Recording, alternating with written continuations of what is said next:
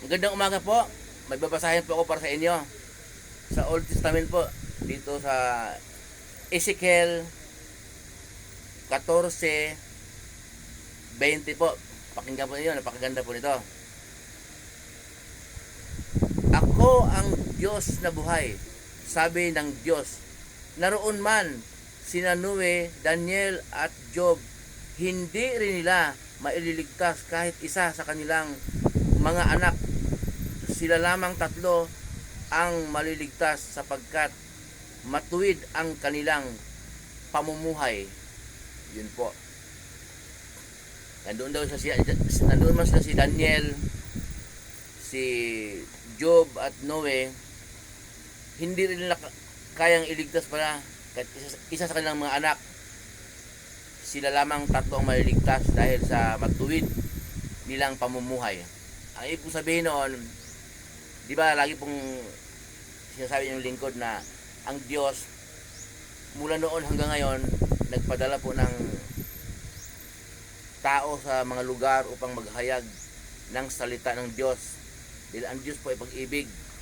Nais ng Diyos na ang mga tao, lahat ng tao ay maligtas.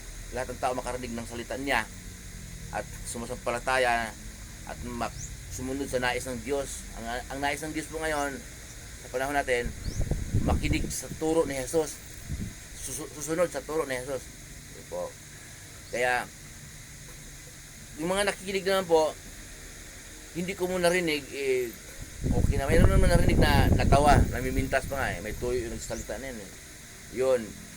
Hindi, kung yung pong mga nakikinig na tumanim sa kanilang isip at puso ang salita ng Diyos na hinahayag yung lingkod, dahil may verse naman ako binanggit, hindi po ako ang nag-ano sa kanila ng dahilan na para mamulat ang kanilang isipan, kundi ang Diyos din po ang nagkaloob sa kanila ng banal na espiritu na nanguna sa kanila upang maintindihan nila ang salita ng Diyos. So kahit na matuwid ka pala, hindi mo kaya magligtas. Ayun sa binasa ng lingkod, hindi mo kaya magligtas kahit isa sa iyong mga anak. Kailangan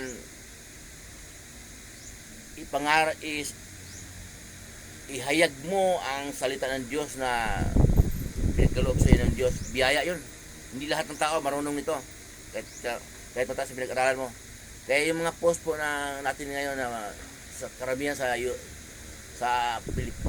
Pilipino hanggang sa Bisaya, kahit mga pinsan ko nga pinopost yung mayaman na matanda na ngayon naka-oxygen, sa ibang bansa pa pinagamot.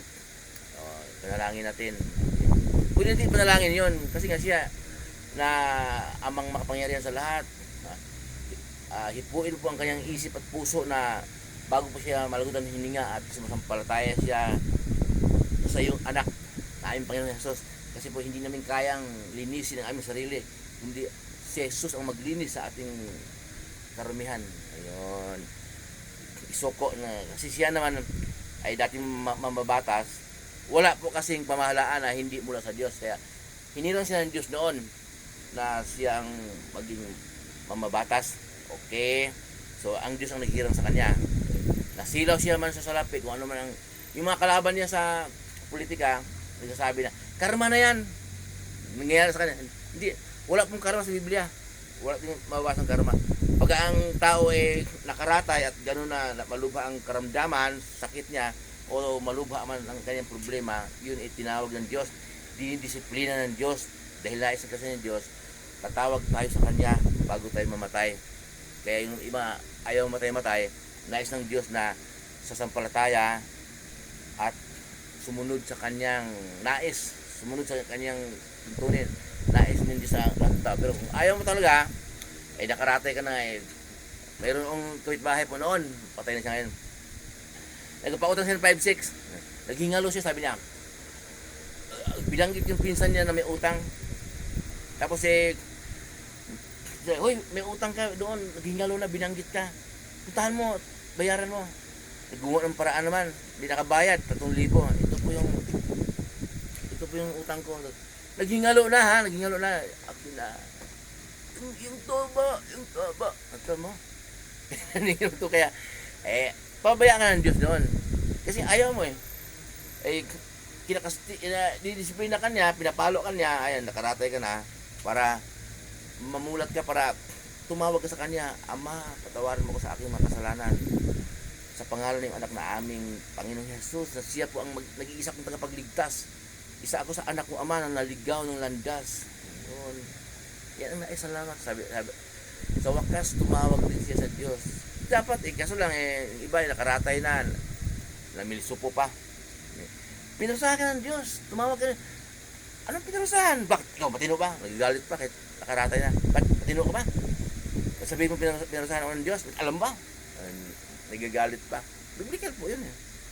Na mga anak ng Diyos, mga anak niya, kanyang pinapalo, i-disiplina. Kaya panalangin natin siya na siya po ang panalangin sa kanya, hindi man tayo kilala nun eh. Marami tayong panalangin din na mga mahihirap dyan, na kailangan tayong panalangin sarili natin, banal espiritu para manguna sa atin, manawaan natin ang salita ng Diyos. Sige, panalangin natin, Ama, hipuin mo ang puso't isip niya na mamulat siya sa katotohanan, at bago siya mamatay at sumasampalataya siya sa iyong anak na aming Panginoong Jesus. Ang dugo ni Jesus ang maglinis sa aming karumihan. Muli pong yung lingkod, si Chef Roy. Pagkapalain po tayo ng Diyos. Sasamahan kayo ng Diyos kahit saan po tayo pupunta. Samahan tayo ng Diyos. Pagkapalain tayo sa mga negosyo natin. Negosyo ninyo, di pala ako negosyante. Negosyo ninyo, mga kabuhayan natin sa buhay, na kung ano man yon, walang halong pandaraya, na parehas po na ayon sa kalooban ng Diyos. Pagpapalain po kayo ng Diyos.